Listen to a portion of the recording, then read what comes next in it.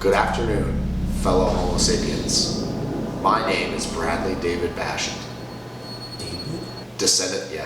I have the whitest name ever. Hey, what up? It's Tampa Brad. Don't use like the wrong intro. Let's go. No, stop. Hey, what up? It's Tampa Brad back at you with law number 30 of the 48 laws of power. Law number 30 is make your accomplishments seem effortless. Now, this is probably a pretty intuitive law. A lot of the other ones might not be as like apparently obvious right when you first hear them, like concentrate your forces. So I guess that might be an obvious one, but other ones that are a little more esoteric are out there. But this one's pretty obvious, and it's obvious in 2020 at least right now when I'm shooting the video because of social media in a large part. So a lot of people on social media really seem to be, what I call doing the most. So a lot of people put a lot of effort into really looking cool and really making themselves seem super awesome, when in reality they go home and they sleep on an air mattress and they have like 3 pairs of clothes and they're all designer. They don't really have any foundation for their life. But that said, there's a lot to be said for being able to do amazing things and not have it be a big deal. So one of my amazing mentors, his name is Luke. He's formerly known as RSD Luke. He now goes on Instagram as I think Luke Krogh or something like that. He's really good on social, but he's really good at building social networks. So he calls it social circle building. And a key principle on how he connects with super high value people, beautiful women, very high value men, people who are killing it in business and stuff like that, is he finagles and gets himself into these awesome situations, and then he'll post it on social media, but he will act like it's no big deal. He could be freaking out inside and like, oh my God, I'm on the yacht in Miami and with the models and Leonardo DiCaprio's over there, blah, blah, blah. And he'll just take he could be freaking out, but then he'll take a video like, sup, chilling on the yacht. Because in order for it to seem congruent, in order for it to seem actually cool, it has to not look like that's the first time you've ever had that happen in your life. So as you go through life, you realize that the first time you do something, it is a really big deal and you're like, oh my gosh, I'm freaking out. And it's like the biggest deal ever and I'm like losing my mind. But then as it happens more and more, what you change about the way you act is you just become a little more chilled out about it. It's just not as big a deal. You can still share it with people, but it's not this crazy thing. That's the way that this law applies in the year 2020 and going forward. It's going to become even more important. But this probably goes contrary to what a lot of people might see in regards to say like Gary Vaynerchuk, for example. Gary V is a big, hustle kind of guy. Like he shows the hustle. He shows how much hard work he's putting in. Grant Cardone, it's like he's always working, blah, blah, blah. All this stuff. They seem to be always on or always going, and a lot of people think, these guys just work 24 hours a day. They never stop.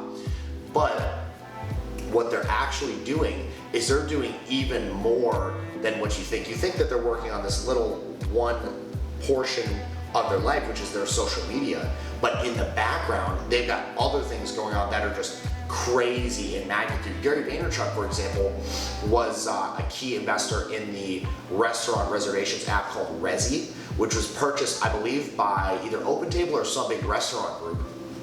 And he was one of the initial core investors, and he made, I think, somewhere on the order of $25 million from the sale of that company. He didn't say a word about it. And it's only just now coming out, I think 18 months later, that he even made that money.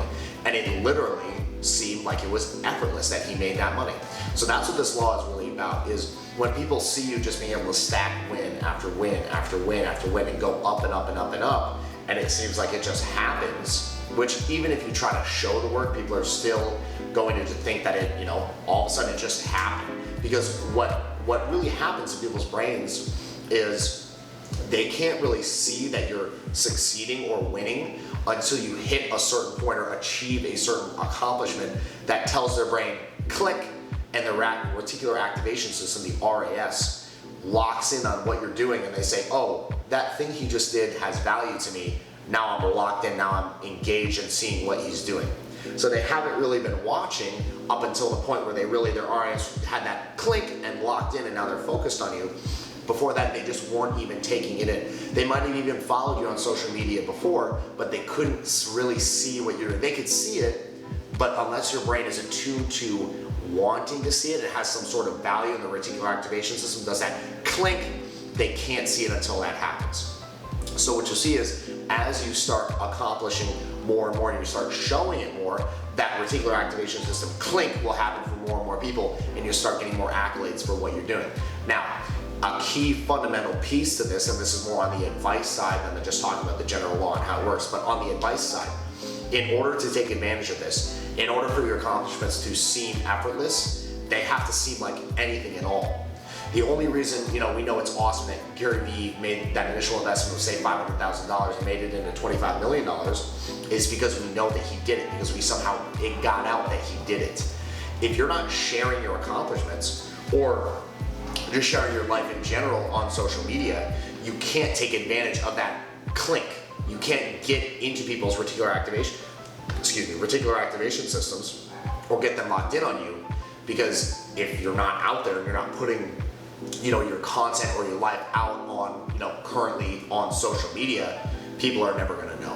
So that's a super critical piece to making sure that you're actually getting people locked in and bought into what you're doing, so that it's kind of going to seem effortless no matter what, because people have a tendency to, because of that RAS system, lock in, because it doesn't happen right away.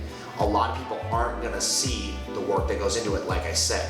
So in the chapter, the author Robert Greene gives the example of the Japanese tea ceremony master. I believe his name is Shinyo Riku or something like that. I'm bad at Japanese and Chinese names, but Shinyo Riku would preside over tea ceremonies all over Japan. He was the most sought after tea ceremony master because he was very artsy about it. So his guiding philosophy is that everything that he's in a tea ceremony has to be spontaneous. It has to just happen.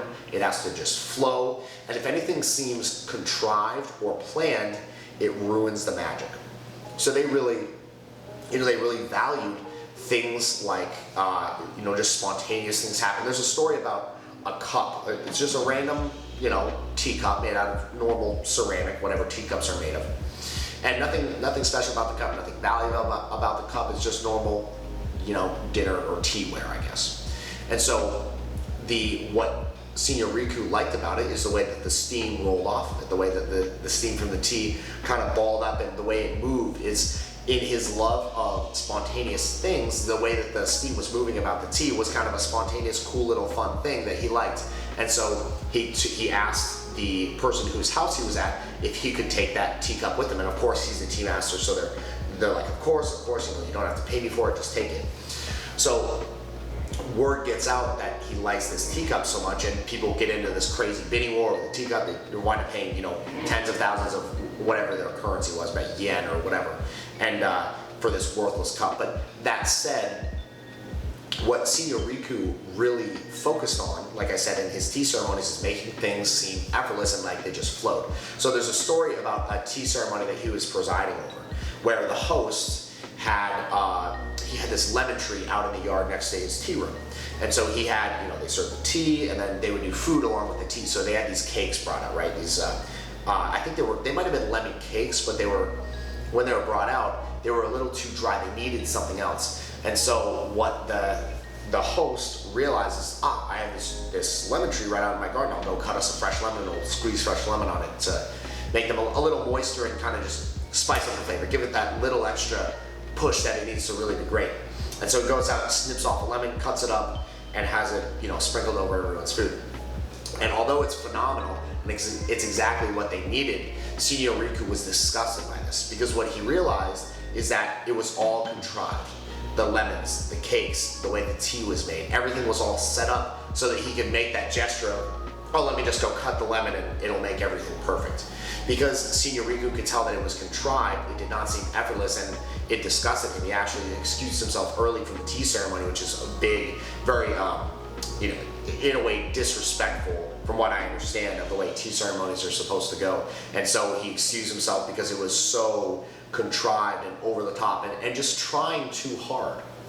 And so what the lesson to take away from this is that in your life, when you're trying to portray yourself as a successful person, it can't seem like you're trying too hard, okay? It can't seem forced. It has to seem like everyone around you is bought in.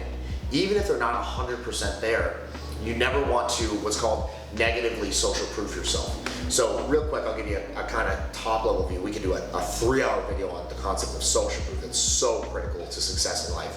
Look up, if you don't know what social proof is, look up social proof, especially in terms of the context of dating.